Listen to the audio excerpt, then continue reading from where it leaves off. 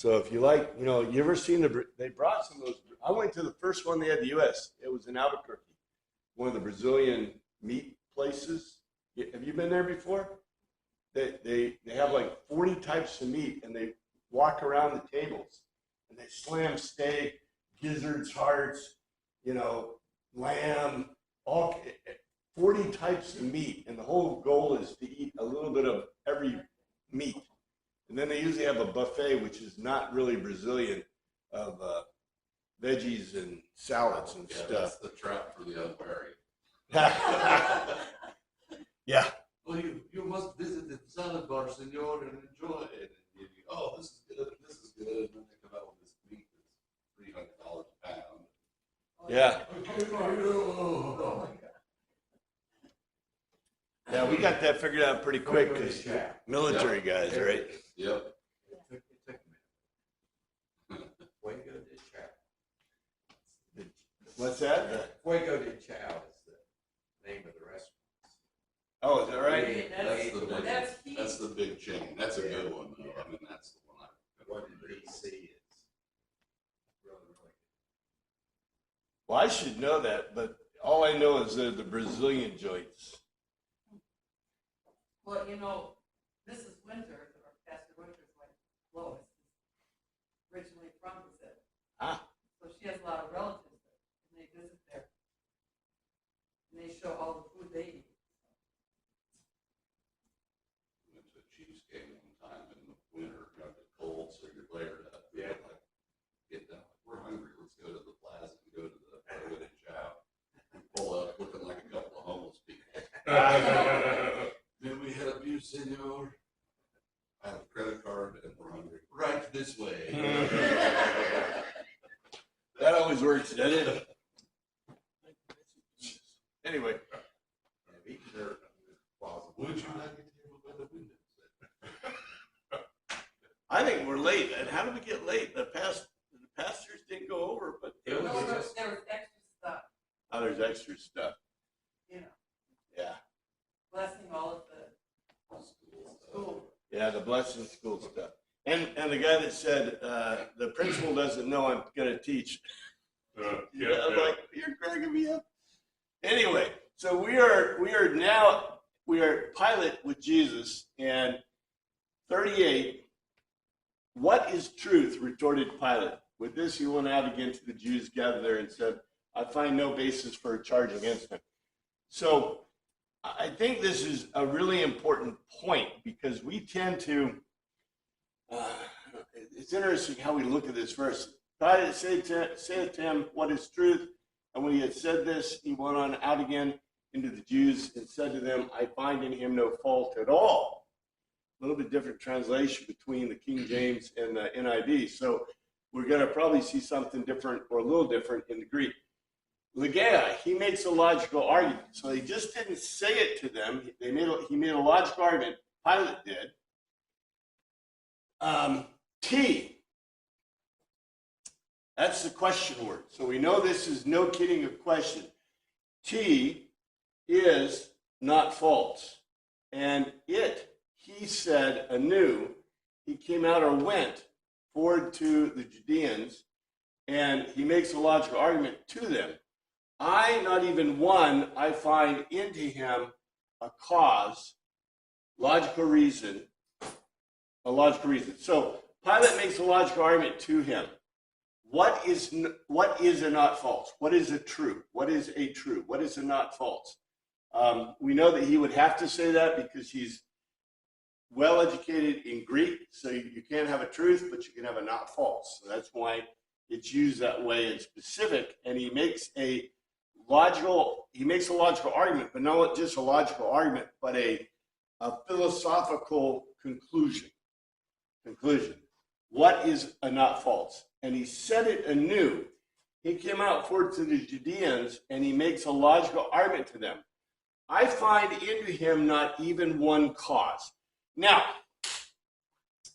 you got to look at this. We tend to look at this like Pilate is being sarcastic or ironic or in some way being caustic to Jesus, right? Because this is an answer to what Jesus said in 37.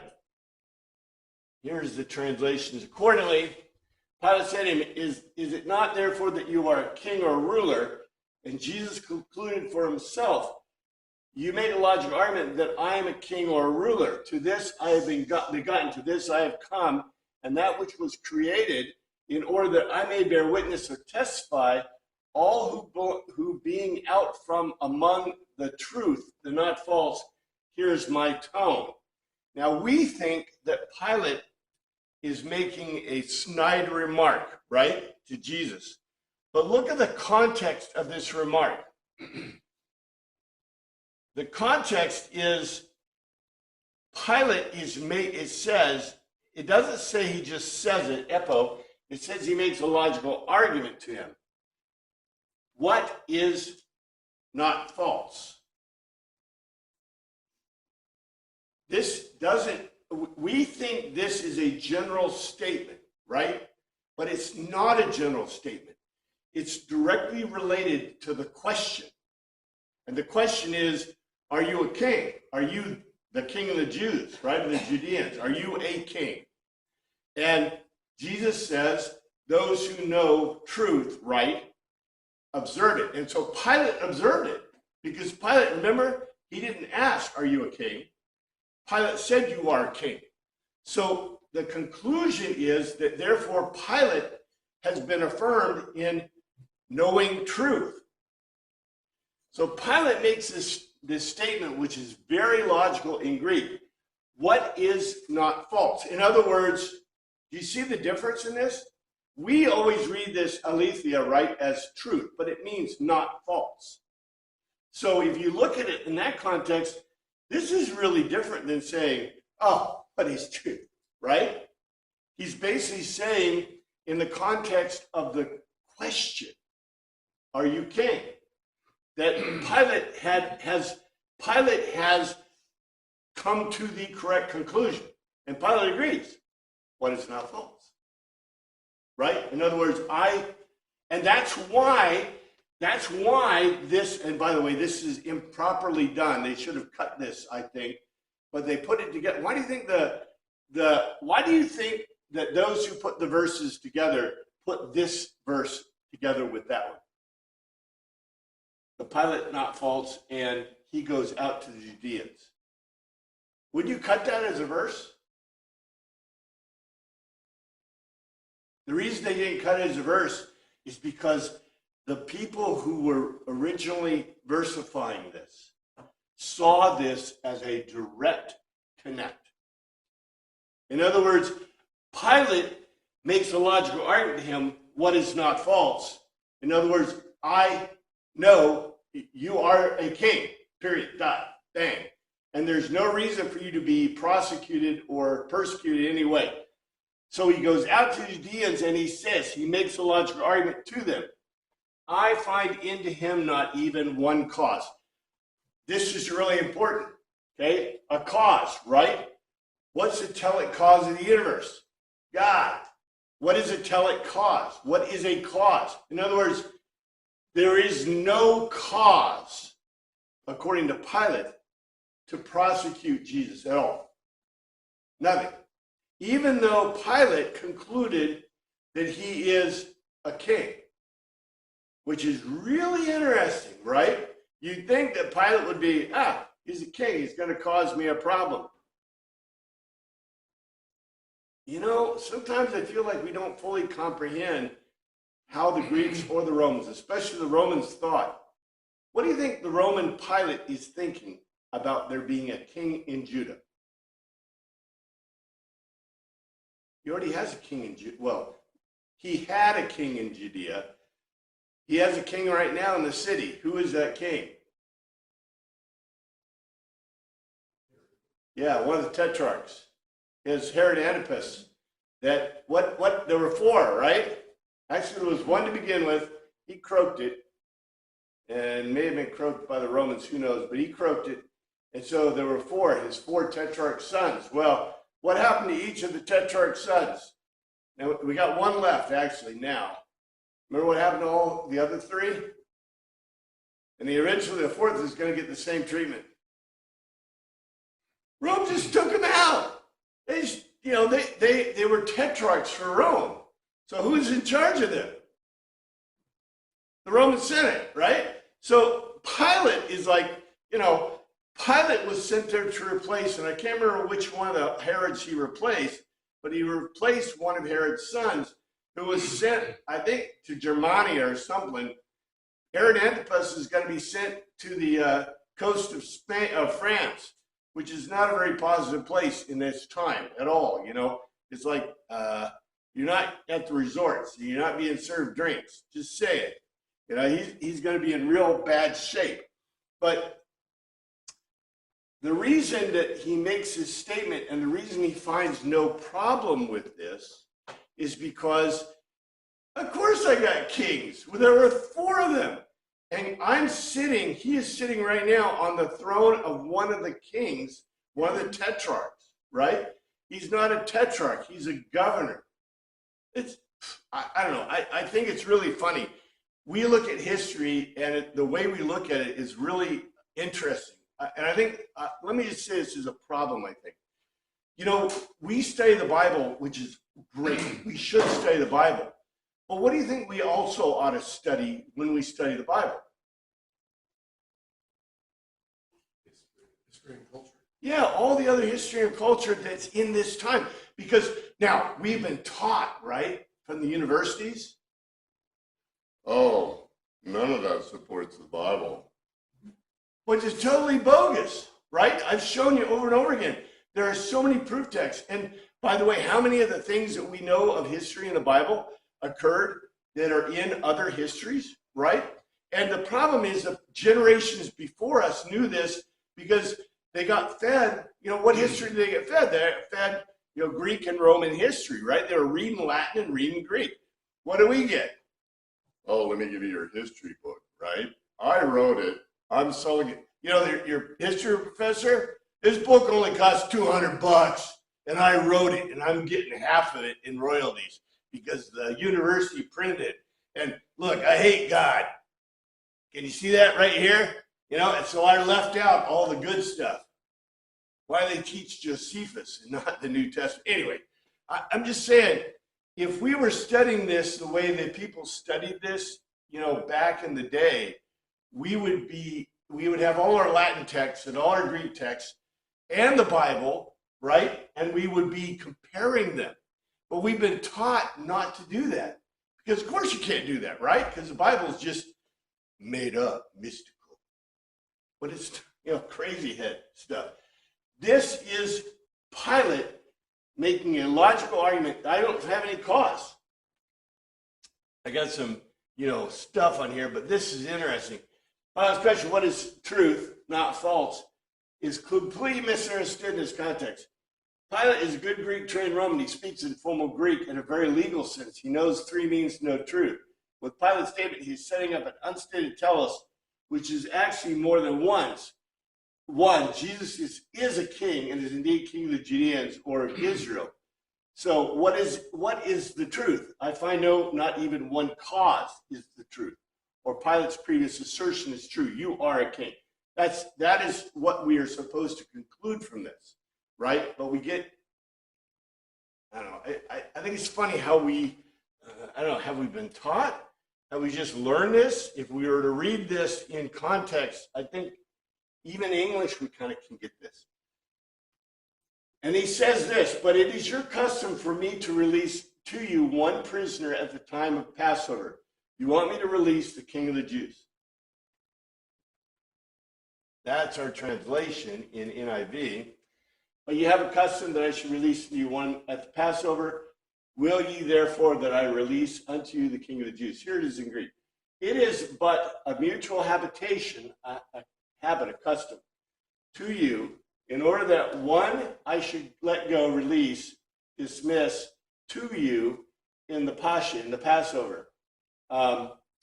You plan with full resolve, certainly accordingly, I should let go, release to you the king of the Judeans. Statement. Now, we want to see this as irony, but it is not irony. Herod is convinced that Jesus is no kidding. He has come to a logical conclusion that this guy Jesus is the king of the Judeans. Period. Dot.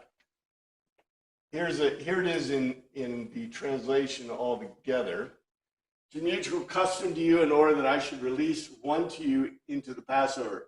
Certainly you plan with full resolve, I should release to you the king of the Jews. And look what he says. Okay, in our translation, the King James and the, can I get rid of this? Won't go. Anyway. Yeah, whatever. I don't know why it's taken over.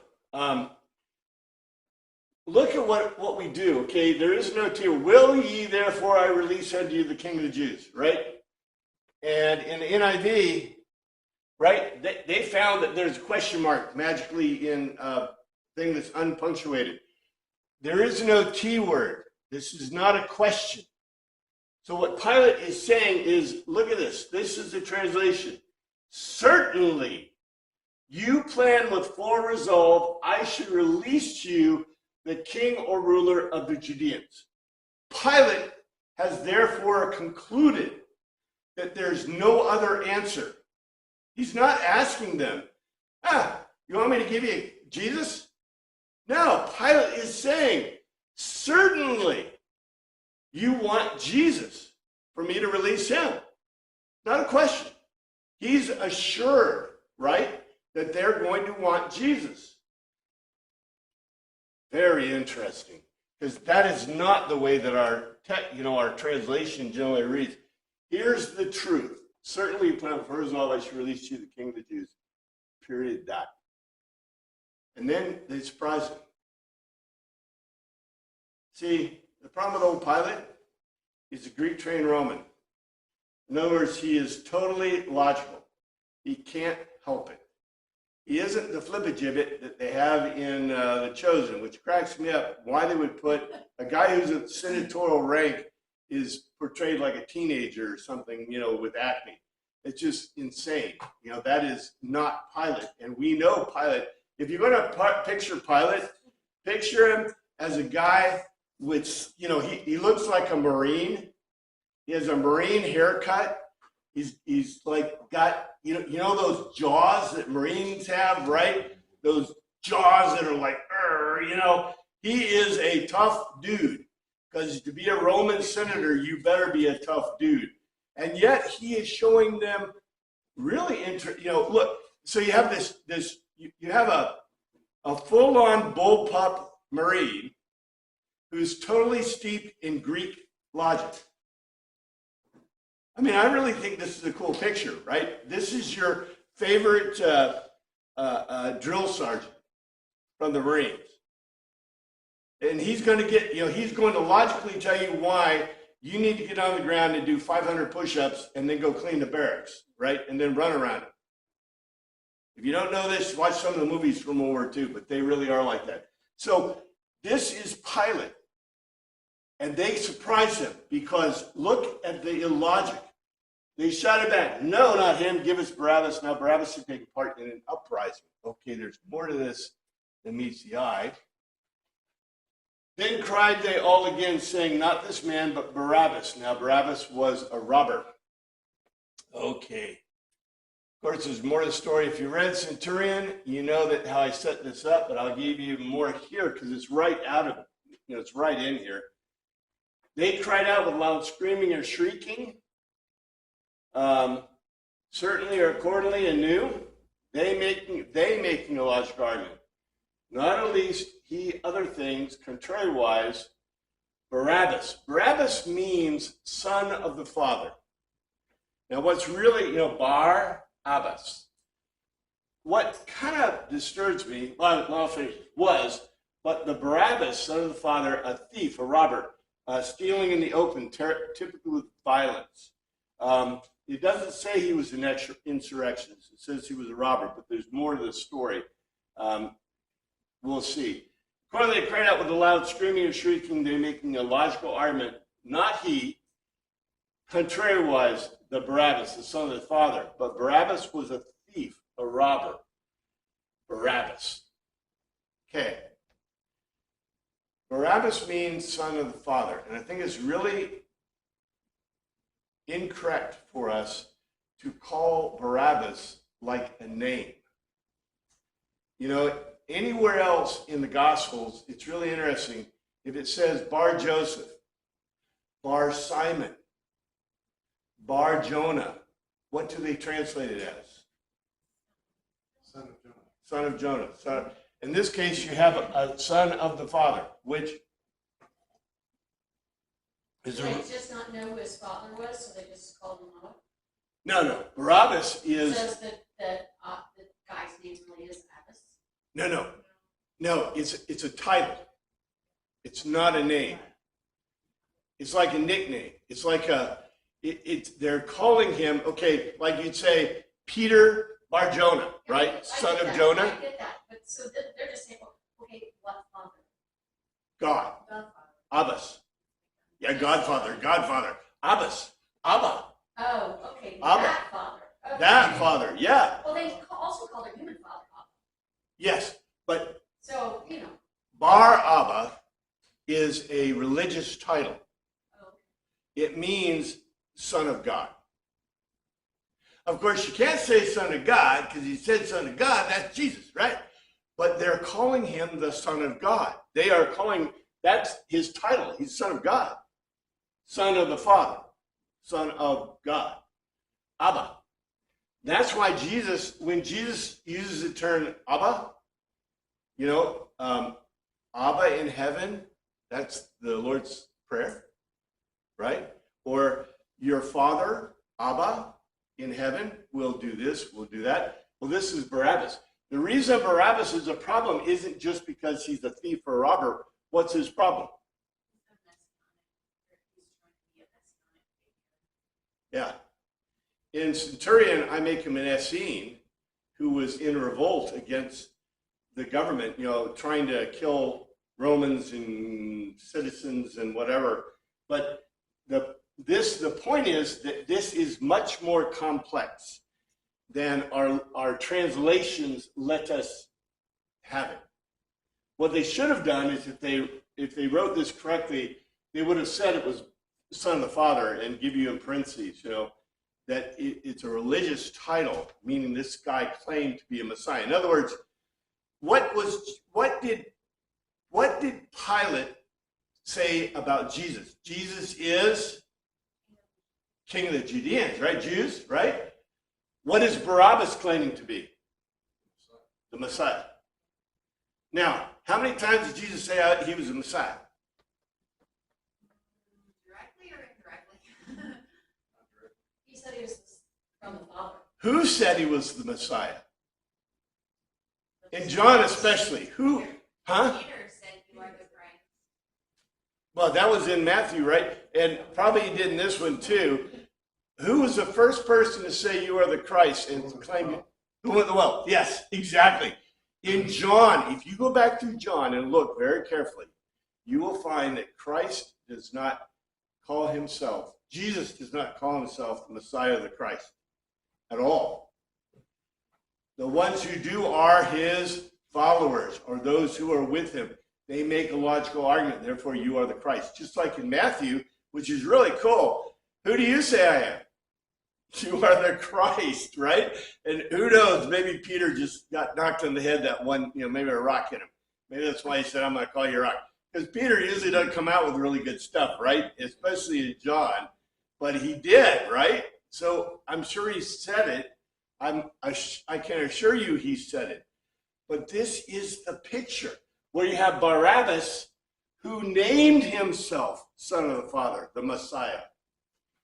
Jesus is concluded by Pilate to be the King of the Judeans. Now, this is an irony. Please do not miss this irony.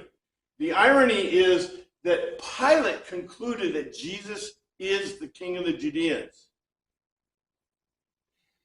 But the people, the Judeans, are crying for A fake Messiah. So it's, yeah, crazy irony that he's not just being rejected or rejected for a criminal, but actually rejected for a fake Messiah. The real one was rejected for a fake one.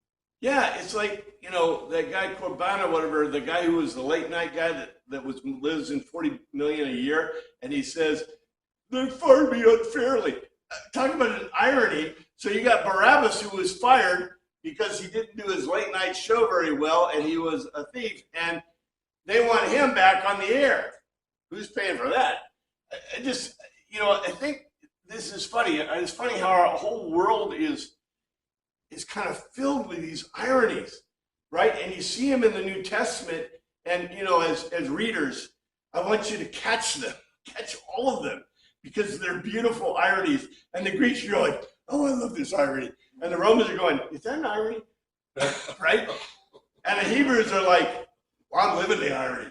Yeah. I want Barabbas. Yeah, bring me the robber, right? The reason that they specify that he was a thief, why do you think John specified that Barabbas was a thief? So he wasn't the Messiah? No, it's even better than this. Do you remember back to the man who was made unblind? Right? The man who was blind from birth? And they made him unblind. And then what is the next chapter? Do you remember what happened in the next chapter? Jesus said what about the sheepfold? Those who enter the sheepfold not by the gate are thieves and robbers. Okay, I'm sorry, it's been a while, but you're supposed to remember back to when John told you that. The thieves and the robbers, remember there were two types. The one that came at night and the one that came, that did use force. You had two different words he used. He meant for those who are just like hanging, that's like the priests and the Pharisees and the Sadducees, right? But then you have robbers. The robbers stealing out in the open with violence. That's Barabbas. Yes, sir. The question, too, I've heard discussed is Barabbas may have kind of been a little bit of a folk hero to some people, because a thief is anybody who steals, but if the thief steals from the people you don't like, then you kind of like that thief. So maybe there was an element of that, too, in his popularity behind the crowds. It could be. I think that John gave us a foreshadowing, and then, within the context, in the context of a good document, right? What do? You give me a foreshadowing, and then you bring it right back home. So I don't think John added in the other part. I think the other part was just part of the communication that Jesus had. But you know what? Jesus had here's the communications we have in John, right? Here's communications that Jesus made that we don't have written down. So why did John choose specific stuff? Because he was trying to give us a logos to telos.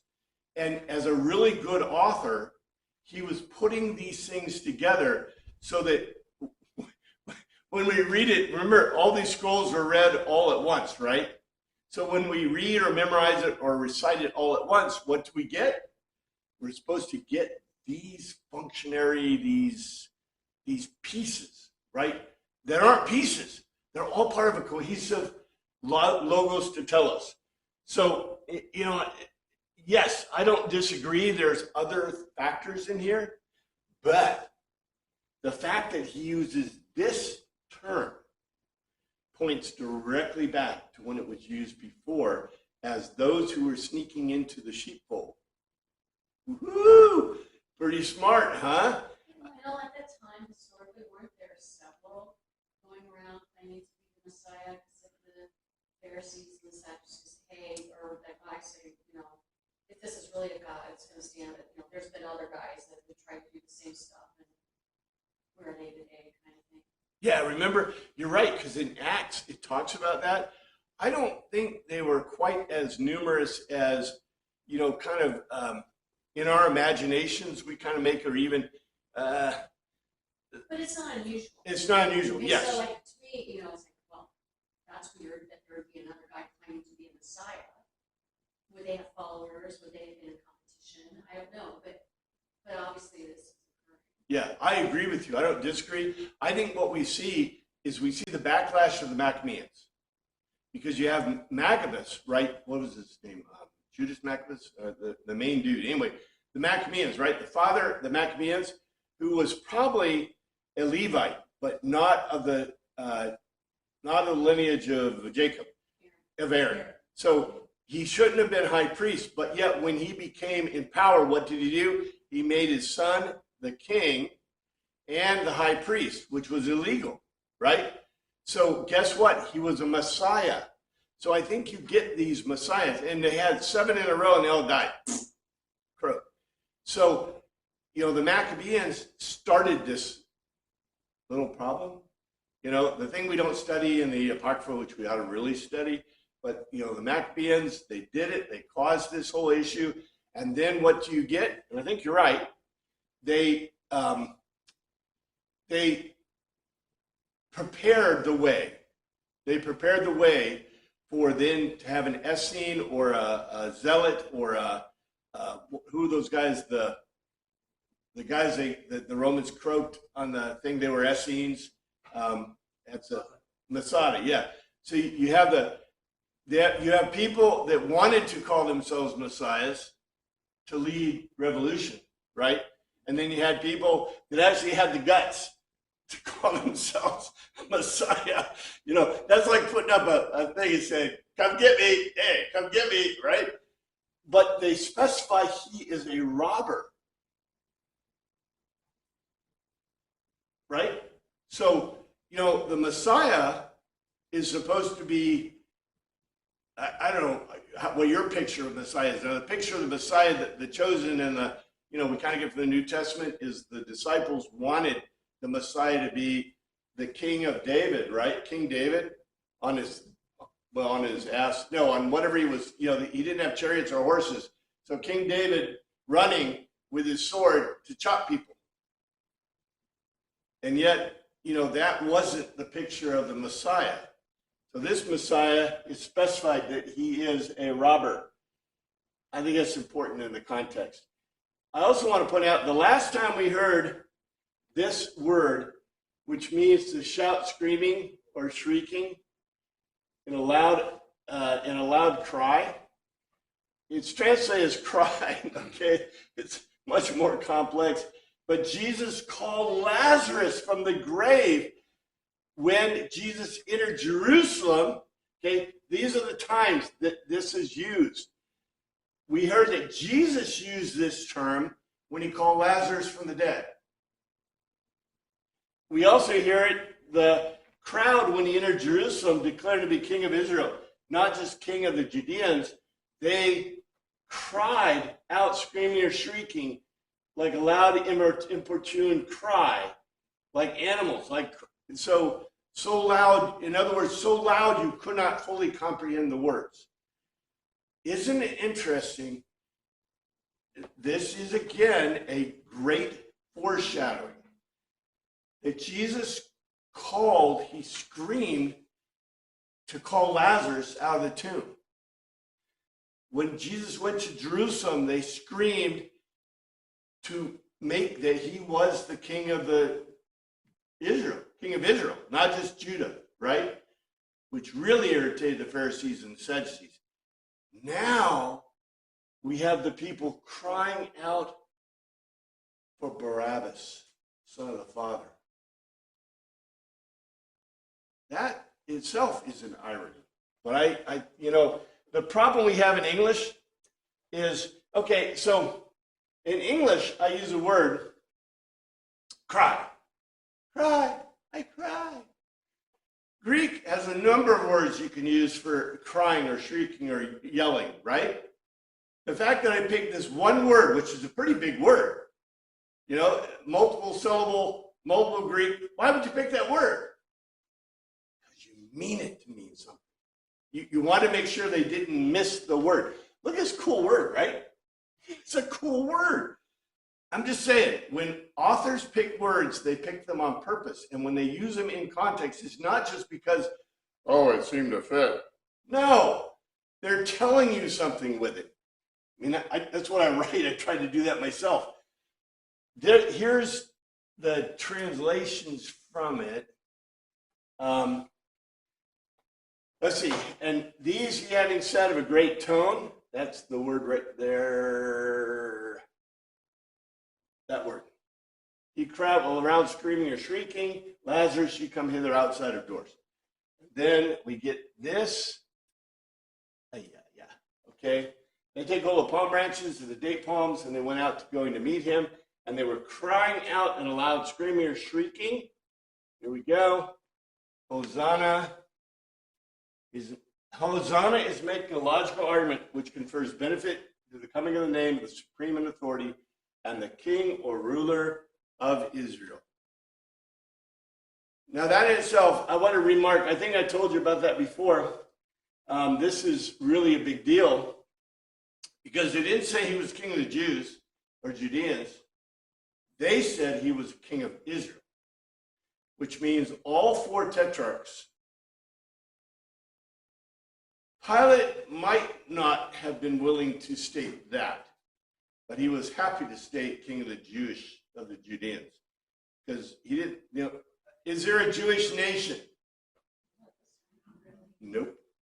There are four tetrarchs that are basically, only one of them is under one of the, kings. If you remember, Jesus called those who entered the courtyard of the sheep Lestus, and I got that for you too. Here's the courtyard. It is from 10. Firmly, firmly, I make a large garment to you. One is coming in through the gate into the courtyard, and it's something to watch for the sheep. Contrariwise, climbing up from another place, that one there is a thief who steals by stealth and secret, and a robber stealing out in the open, typically with violence. Lestus and Cleptus. So they want to make sure that we knew that one of those robbers that was stealing by violence is, and also, okay, I know we don't think about this very much, but this is a smail. It's a prediction. Jesus made a prediction right here. And guess what he's also inferring? Who's already come into the sheepfold and stolen by violence? Whoever was a thieves or robbers. In other words, the people already theft. They've been thefterized. They've been stolen from. Here we go. Although the NIV makes Barabbas, son of the father, an insurrectionist, he's called a robber in the Greek. Comes from Jesus' euphemistic statement. However, the name Barabbas indicates he's known to the people by a nickname or self-declared messianic name. Is ironic and historically noteworthy. Pilate calls Jesus king of the Judeans, ironically or sarcastically. I don't think. He acknowledged that what Jesus is called generally. In addition, when Pilate mentions king of the Judeans, the people immediately know who he's referring to. This is reasonable since the people call Jesus king of Israel. Very important point we can't miss. I need to change that. But I don't think Pilate was speaking ironically or sarcastically at all. I think he was stating a specific fact and he didn't care. Yes, sir. Well, that's true. When Pilate puts the sign on the cross, I've always viewed that as kind of a satirical statement. Oh, here's your king of the Jews. But the way you look at it here is Pilate saying, you people just had us kill your king, basically. So I think,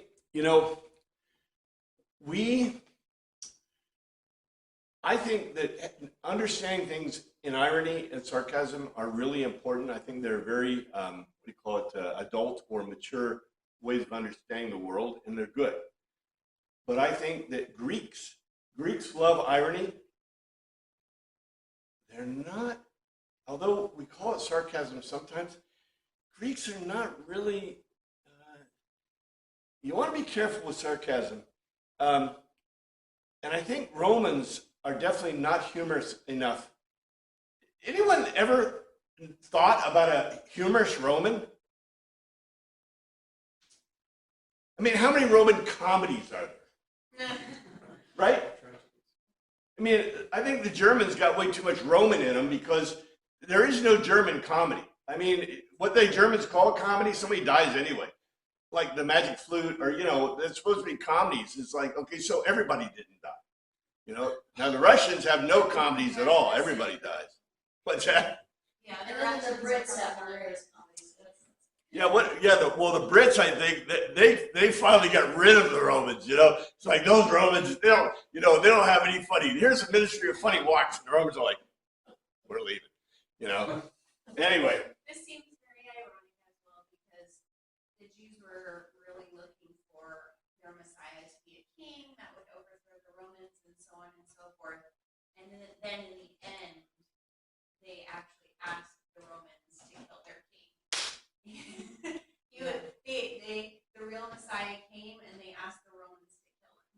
yep, I think that is, if you're going to boil down John's kind of point of irony in that, I think that is precisely the logos to telos, unstated logos to telos.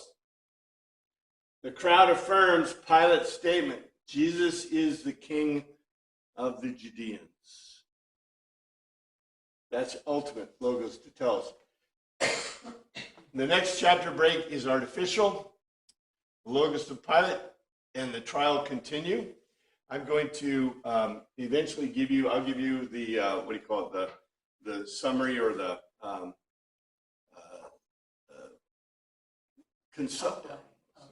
outline, so we can see the arguments. But I've got it prepared so we can go into this specifically. Pilate took Jesus and had him flogged. All right, there's a reason for that. Well, let's see what it says. And Pilate therefore took Jesus and scourged him. At that time, certainly accordingly, he took hold of Pilate, Jesus, and whipped, scourged with a mastigos, a whip to flog a victim strapped to a pole or frame. So, accordingly, at that time, Pilate took hold of Jesus and whipped him with a mastigos strapped to a pole or frame. It's interesting that there are these words that are really complex words in Greek that specifically mean a thing, right? In English, we just take and they scourge him. But it doesn't just mean to scourge him. You strap a person to a pole or frame, and I'm going to show you a picture of a mastigos, of the mastigo, which is the type of whip that's used.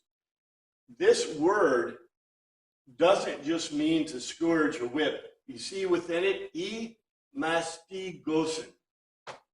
So it is a specific whip and a specific device and way to do it. So you're tied to a pole, and they use this. This is what it is. There's small bone, metal balls, leather thongs, wooden handle. It's in Roman, it's called a flagrum. But that is what it means, and that's what they used on Jesus. It is also similar to the cat of nine tails that Jesus used. I thought it was really cute in The Chosen. We watched one of the Chosen things that Jesus has a whip, and the disciples are saying, well, he didn't hit anybody with a whip. I'm like, yeah, sure. Yeah, sure. They're going a long ways to make that old Jesus. Jesus would never be violent or hurt somebody, right? Yeah, sure. Anyway, they need to read the Bible. Oh, sorry. They need to read the Old Testament especially, but the Bible's pretty straightforward about this. Why do you think Pilate had him scourged? We got two reasons, main reasons for this. Is it a Roman rule? It's not necessarily a rule, but I think he really, in Centurion, I tried to make this point, that Pilate was really worried, not so much about, Romans are really legalistic. He did not want to kill someone who was not guilty. I mean, look, we think the Romans are going to kill you left and right. No, socialists will do that. Romans were not socialists. They were, not the greatest capitalists, but they weren't good socialists, because socialism wasn't even invented. So they're not going to give you stuff for free. They're going to charge you money. But the Romans had this big thing about law and legalism, and they did not, and of course the Greeks did too. but he didn't want to put Jesus to death or even harm him without a thing. So in Centurion, and also in this case, I think the number one thing is Pilate wants to make Jesus look so pitiful that the people will say, yeah, let him go, right? And he'll have an excuse. You know, if he punishes him with the scourge, that's it. The other reason is the scourge is a legal means, and if the guy dies accidentally by the scourge, no skin off my bone, it's skin off his bone. And also, if you're going to execute someone, if you scourge them, they'll die a lot quicker. So, you know, loss of blood, loss of fluid, loss of everything. So he's thinking ahead. Pilate is not a dummy. He's got a political situation on his hands that could turn into, you know, a revolution. And although he believes, and he's quite right, his legions, he's probably got, like I said, two cohorts at least. He may have more, but he probably has at least two cohorts. Two cohorts of Romans could wipe the city clean, you know, especially since people are unarmed, right? The first thing the Romans did, and everybody else does, when you take over a country, you disarm the populace. That's what old Hitler did. That's what the UK did. That's what Europe did. Nobody in Europe just about has any arms. They saw them to us, which is really cool. I love it. Right? The Swiss are the only armed people, and guess what? The Swiss are still neutral. And everybody has a machine gun in their basement. They're required to by law. How come we can't have machine guns anyway? No. I don't think it's the machine gun. Huh? I don't think it's the machine gun. Oh, no, they do. Every single Swiss person is required to be in their National Guard by law. And every single one in their house has machine guns. They get M16s, we get our 15s.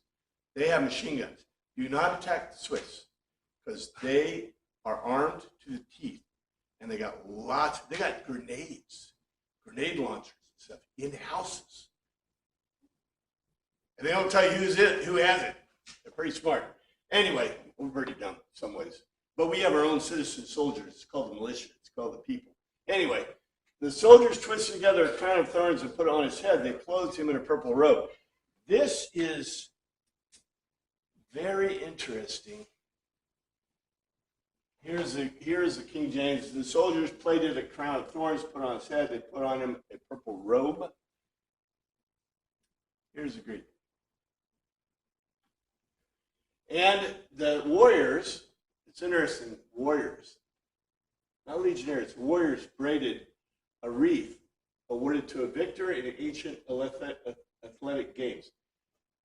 It's not a crown. It's specifically a stephaon. It's a stephaon. It's the garland that you award to the victor. Now, okay, you can have your word throne or, crown. But this crown, okay, why do you put a crown on a king? What's that? Well, no, because he was born of some other king. He's an inbred idiot, So you had a kid. You popped out a kid. You're the king. So I take a crown and I'm like that's King of England, right?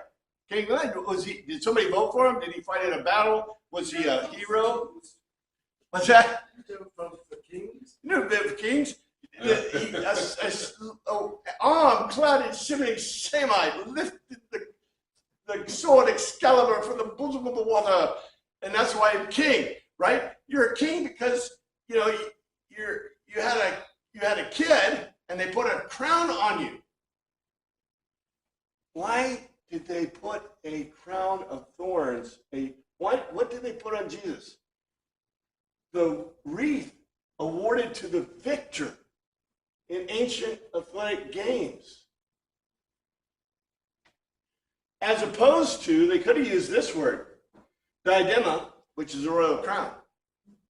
I even gave you the word that it could have been.